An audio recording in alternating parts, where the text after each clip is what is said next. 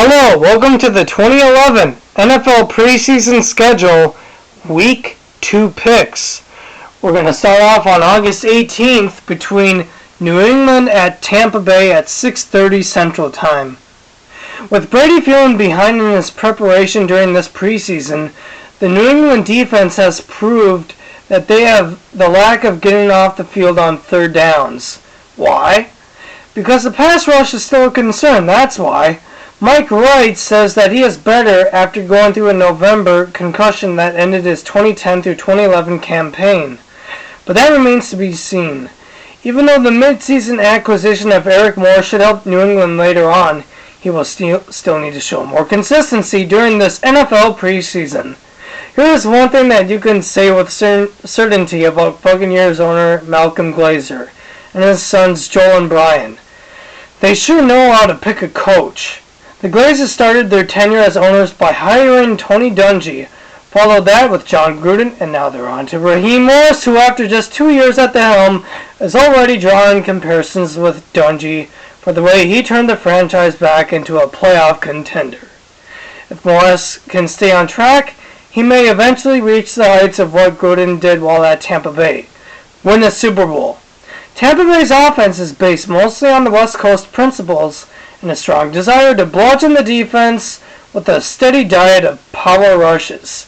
The hope is that by delivering mostly short throws and consistently running between the tackles, it will lure an 8th or maybe even a 9th defender into the box and create the opportunity for the quarterbacks to hit on a big play downfield. The architect of all this is coordinator Greg Olson, who is as daring a play caller as there is in the league. I will expect 4 breakout plays that will lead those drives into scores as the Buccaneers will set coast 29-22 over the Patriots. On August 18th at 7 o'clock Central Time on Fox, it's Philadelphia at Pittsburgh. With a sharp defensive front that will look to harass Philadelphia, it will be clearly evident that Vic's body will absorb too much punishment over a long haul due to a shoddy pass protection from the offensive line. Let's not forget, Vic wore down in December and his play leveled off too. It's no coincidence that Vic's 2 worst games of the year were his last 2, including a wild card loss to Green Bay. In a season when he had to wade through a minefield of suspensions, fines, injuries, and controversial trades, it's hard to believe that Mike Tomlin didn't receive a single vote for NFL Coach of the Year. After all the problems and injuries he endured, including a 4-game suspension of quarterback Ben Roethlisberger for violating the league's personal conduct policy, Tomlin should have been the hands-down winner. Pittsburgh only lost 4 games in 2010 through 2011, won their 20th division title since 1970, and made it to their 3rd Super Bowl in 6 years. Now, Tomlin gets to see if he can do it again. Pittsburgh does have a great veteran-laden group with excellent leadership, and having an extra edge is highly required out of them to have the winner's mentality formula. And that is something that Pittsburgh embraces. Look for the Pittsburgh front 7 to harass not only Vic but also Vince Young and Mike Kafka too. In all, I'm expecting 5 sacks and at least 1 turnover, as the Steelers will win over the Eagles 23-12. On August 19th at 6 o'clock Central Time, it's Washington at Indianapolis. The Redskins use a zone-blocking, one-cut running scheme that has worked out for Shanahan in the past. The key is to have athletic linemen and a running back with great instincts. Now, even though Shanahan does not call the big plays, his son Kyle does. There's no doubt that his imprint is on the offense. Both like to be aggressive in the passing game, looking downfield on rollouts and bootlegs. They will use multiple wide receiver sets and move wideouts around to create favorable matchups over a depleted Indianapolis defense that is getting away from the traditional Tampa 2 and using a lot more risky man-to-man coverage under coordinator Larry Coyer, who is a lot more aggressive and blitz-conscious than his predecessor. Washington is fine with being the sleepers. From top to bottom, they were great versus Pittsburgh last week. Meanwhile, for Indianapolis, trying to put in the time to get back is intriguing, and very notable enough because not everything is alright with the quarterback position, which has a certain high level of concern. Redskins 23, Colts 16. On August 19th at 6:30 Central Time, it's Carolina at Miami. Ever since Miami got the necessary spark to get the team back on track from the new coaching staff headed by Brian Daboll, they highly devoted attention to fixing the problems that haunted them last season versus Atlanta last week, where they addressed the much-needed additions at center, running back, and wide receiver. Not only did the offense provide a sparkle all around, the defense headed by Dansby, who was a constant force, and Crowder, who inspired Miami last year, provided the type of leadership that great defensive teams must have. Add to the equation that Cameron Wake exploded onto the NFL scene with a Pro Bowl season that included 14 sacks, Miami has a reason for optimism moving forward. Now that they open up their home preseason opener versus Carolina, they will either make Cam Newton sink or swim. I'm still not convinced that Newton is a natural born leader yet because his background is not from throwing inside the pocket, it's from throwing outside the pocket. I will look for the Miami linebackers to take away his athletic ability from the passing game and wreak havoc on his non-traditional quarterbacking play. Dolphins 30, Panthers 9. On August 19th at 6:30 Central Time, it's Detroit at Cleveland. Mike Holmgren handpicked a head coach who shares his belief in the West Coast passing system. That means a steady diet of timing routes honed to nurture the run after catch. Shermer has the element of surprise on his side, since he is a first-year head coach, doubling as his own play caller. Shermer will try to put to bed the fact that last year was not a total loss for Cleveland. The Browns nearly defeated the Saints and the Patriots and came so close to defeating the Jets last year by letting a potential overtime win slip away. Yes, I know that they defeated Green Bay last week, even though Green Bay wasn't even trying. But they were competitive last year in most games versus very good teams, and if Cleveland can build on that, they have a chance to improve. Now for Detroit, don't look now, but the Lions are starting to rumble and roar in the preseason, which is what they live for. Although the team probably won't end its playoff drought this year, they could at least give several teams some trouble this year, and definitely Cleveland is in the mix as well. This should be a thrilling shootout, no matter what, but I will reside with Cleveland at home. Browns 37, Lions 36. On August 19th at 6:30 Central Time, it's Kansas City at Baltimore. Kansas City has already found out that this season is going to be way more difficult to stay on top than it is to get to the top. The Chiefs played a cupcake schedule last season that included games against just 2 playoff teams. Once they hit the regular season, they will play 6 playoff contenders from last year, including all 4 NFL conference finalists. Of their 7 losses, 4 came by 20 points or more. Kansas City also finished 2-4 in their AFC West games, including blowout losses against all 3 opponents. Now, even though their Week 1 loss was not against an AFC West opponent, it was still an ugly one against a potential NFC wildcard candidate in the Tampa Bay Buccaneers. Now look at what happened to Castle. The team didn't go as far to ask him to win against Tampa Bay. This just goes to show you that he is not the kind of gunslinger that can pull off a game out of fire, and that's also not the type of player that can inspire confidence in his coaches and his teammates. Despicable! Yuck! Now that Baltimore has more depth in the backfield, Ricky Williams will now be the gravy to the rice that they already have. There's no question about it that Ricky is more like the appetizer, while Rice is the finisher. And who says that Flacco can't win a Super Bowl in this lifetime? That's ridiculous, because everybody has Flacco's back. I certainly won't underestimate the fact that Kansas City will be able to move the ball around versus Baltimore. The only fact is that they will move it ugly. Ravens 41, Chiefs 10. On August 19th, at 7 o'clock Central Time, it's Arizona at Green Bay. The tall, athletic, and sure-handed Finley is an impossible matchup at times for opposing defenses, as he often serves as a very valuable wide receiver.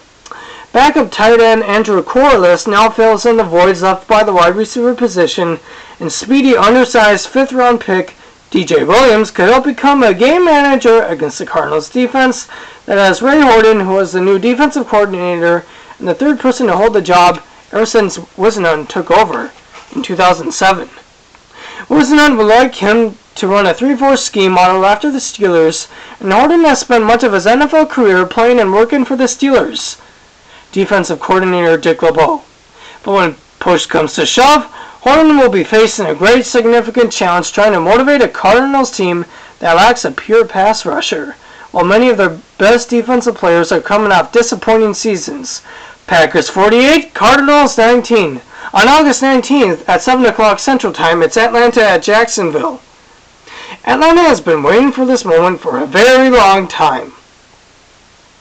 Everyone is more anxious and hungry than ever to turn over different outcomes. Jones is a player that you would give up for when he has a lot to prove. He does so many things naturally, and those great things that he does can put all of his Atlanta teammates up at a high level. Jones, without question, is the one rookie wide receiver who takes in information about the playbook like a sponge, and Atlanta will lift him up dramatically for that. He will be asked to play one-on-one and look to give the Jacksonville secondary a headache that they can't control, while they want to turn up the heat on the quarterbacks. I know that it's just preseason, but Atlanta is already focused on the playoffs, and they realize that their moment is theirs to get. Speaking of heat, Gabbert's already in the heat of still trying to get Jacksonville started. But even though this will be a loss, he is still in the perfect opportunity to start now and forever, and never look back to see if Garrard is still waiting his turn or not. Falcons 22, Jaguars 18. On August 20th, at 7 o'clock Central Time, it's Tennessee at St. Louis. Defensively, the Rams are a very tough nut to crack. Spags represents a lot of problems scheme-wise and can exploit all weaknesses. Long, Hall, Laurinaitis, and Robbins really help stuff the interior run.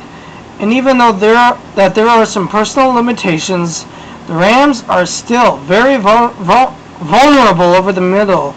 In the passing game, even without a Togway in the lineup at safety. When you usually play Tennessee, there aren't a lot of secrets going in. You know what kind of game it's going to be. They will run up your throat, and they are a physical defense going in. They will look to push past the whistle, and you must keep your head on a swivel versus Tennessee, because they are just borderline dirty players.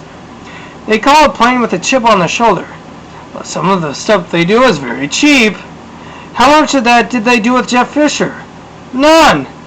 Now that he is gone, we will really start to find out a lot more about this team. But no matter what, these two teams will provide vintage plays from all aspects of the field. However, with Bradford on a short leash to give Feely more reps, I'll stand by the Rams, because with Feely in the rotation, he is the perfect backup where he holds a veteran's perspective by accepting his role as a valuable sounding board. Rams 45, Rams 48, Titans 45. On August 20th, at 7 o'clock Central Time, it's Oakland at San Francisco. Much like what happened last week, I don't expect that San Francisco's offense will look total versus Oakland. I would expect that the difference this year is that the 49ers have an offensive-minded coach at the helm that can accommodate Smith's strengths and can help mask his weaknesses. San Francisco has a strong offensive roster and a potentially good defense too, especially if rookie Aldon Smith can develop. How quickly the team can adjust to Harbaugh's and Spangio's new schemes will remain to be seen on whether or not San Francisco can capture a division title this year in the weak NFC West. Now, the only problem that I have with Oakland is that they are still one wide receiver away from having a potent offense. At best, the wide receivers there are only complementary players. We also know that McFadden is a multi-purpose threat, but the only question I have about him is, can he be durable protecting Campbell inside the pocket? No, at least for this week. At least not for this week, I meant. Justin Smith, who is one of the hardest working players in the room and also led player workouts during the lockout, should get a couple of sacks on Campbell. Since the Raiders are thin on experience with the backups and still have a long way to go before their offensive line can be considered a cohesive unit. 49ers 17, Raiders 16. At 7 o'clock Central Time on August 20th on NFL Network, it's New Orleans at Houston. Like most teams, New Orleans would be in trouble without Breeze. They have been developing third-year pro Chase Daniel as his backup. But even though they still like his skill set, Daniel is still inexperienced and an unproven backup. He will have his hands full against the Texans defense that left McElroy shaking his head a lot. While the Texans' 3-4 defense vaguely resembles a 4-3 defense, the defensive line will play one gap rather than two because that is what will trick the quarterbacks into thinking if it's a blitz instead of realizing that they are just playing cover 2. As soon as that one gap opens up, Phillips will be expecting his defense to get up the field as soon as the ball is snapped. That's bad news for New Orleans. Texans 21, Saints 16. At 7:30 Central Time on August 20th, it's Buffalo at Denver. The Bills' decision not to address the quarterback position during the 2011 NFL Draft really tells you how much confidence and trust that they have in Ryan Fitzpatrick. If I'm a Bills fan, I would hate to see this guy go down to injury because Edwards last season was very controversial in his playmaking abilities. Yes, Edwards does bring the intangibles such as intelligence, grit, and respect to the locker room. But his accuracy has not gotten better, and while the team likes his gunslinger mentality, he still takes very unnecessary chances with the football in his hand. Enter the Denver Broncos, who nearly pulled off an upset if that 2-point conversion was never converted in Dallas. John Fox, who has been through massive turnarounds before, and one time took a 1-15 Carolina team to a Super Bowl within 2 years, has been honed from the hard-nosed defenses he saw firsthand while he was with Pittsburgh and the Giants of New York as an assistant, will stress the fundamentals and attack the opposing defenses that will still doubt this team. He will be no riverboat gambler on offense. Far from it, in fact. He will be a riverboat gambler on defense because he has turned the linebackers into an athletical pair, which was always his top priority. Broncos 35, Bills 13. On August 20th, at 9 o'clock Central Time, it's Minnesota at Seattle. Since Favre has been gone from the media spotlight, McNabb is obviously green, so there's no immediate reason to get down on the crafty, sure-handed veteran this season. However, the Vikings' offensive line is still in decline. The defensive line needs a lot more rebuilding, and there are still some holes in the secondary and at outside linebacker. While this team is by no means devoid of talent, my Vikings could be in some trouble in the NFC North, with a revamped core in need of more veterans. Schematically, Seattle's defense remains stable in the 4-3 versus San Diego, which however has its elements of a 3-4 defense. The result into the win last week was a unique hybrid defense that was, by far, the biggest coaching wrinkle Carroll brought to Seattle. It was effective early, but withered in the second half of the game, in which San Diego held the 2-minute drill in the hopes of winning it. Seattle will look to be deeper this week because they know what type of players they need up front. Seahawks 33, Vikings 20. On August 21st, at 6 o'clock Central Time, it's Cincinnati at the Jets of New York. So, after Carson Palmer left the building, promising to never return to Paul Brown Stadium ever again wearing the black and orange stripes, look at what happened to this team. Despite the debacle in Kansas City last week, this couldn't get much worse for the Bengals. When your franchise quarterback says that he wants out and that he's willing to forfeit $58 million remaining in his contract that runs through 2014 if he isn't traded, it's a clear sign that the franchise desperately needs a new direction and attitude. The only thing that the Bengals can do is move forward without him and hope that Gruden and Dalton can prosper in what is a very challenging offensive system. For a franchise that hasn't won a playoff game since the 1990 season, which is the current longest drought in the NFL, the 2011 through 2012 campaign holds at least one guarantee. The Bengals won't be boring, and I don't even mean that for the right reasons. I mean that for the wrong reasons, because when your quarterback's head nearly gets chopped off by Sue, that's when you start to realize that that's only the beginning. Don't forget, Rex was pissed from the loss at Houston. He will look to give the Cincinnati offense hell that will never be paid back for at him. Jets 49, Bengals 2. On August 21st at 7 o'clock Central Time on NBC, it's San Diego at Dallas. When Seattle and San Diego played each other last week, Seattle felt that this game was closer than it needed to be, and Seattle gave San Diego too many chances inside the 2-minute drill inside the fourth quarter. But as soon as you look back at the tape, that's when you begin to realize that they absolutely killed themselves. Remember, they kept doing that all season long last year. They gave away points, and their defensive special teams were bad. But that might never happen again. At least not for this preseason. But anyway, that has always been the knock on San Diego. They can never get up on you. They usually run away from you. So, where is that killer instinct? I watched them in the playoffs after the 2009 season, and I saw that same team play. Mistakes! I just have no idea where that comes from. I want to question head coach Norv Turner, but I know that they are being told of that same thing over and over not to do it ever again. If I was a Dallas fan last week, that would have been awesome to earn the star on the converted 2-point conversion. But now with the new shuffles and changes of a playoff-prone AFC West team coming into town, it will be too wild to watch. I still think that the Chargers will put the Cowboys away at the end, 26-21. Finally, concluding the 2011 NFL preseason schedule week 2, it's Chicago at the Giants of New York at 7 o'clock Central Time on ESPN.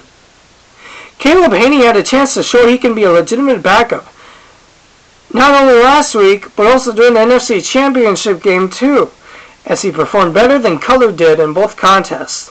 He has earned the respect and confidence from Mike Martz, and he will still be entrusted with that number 2 quarterback spot. For the Giants of New York, they have got to add a couple of pieces to the defense in order to be so-called top-notch. They got to fix that linebacking core with Sinton, Goff, and Boley, who are all not as exciting as they used to be. Goff did okay last week, but I don't know if he's anything more than an okay middle linebacker. Sinton just can't be the answer. Bears 28, Giants 18. And so that concludes my 2011 NFL preseason schedule week 2 picks.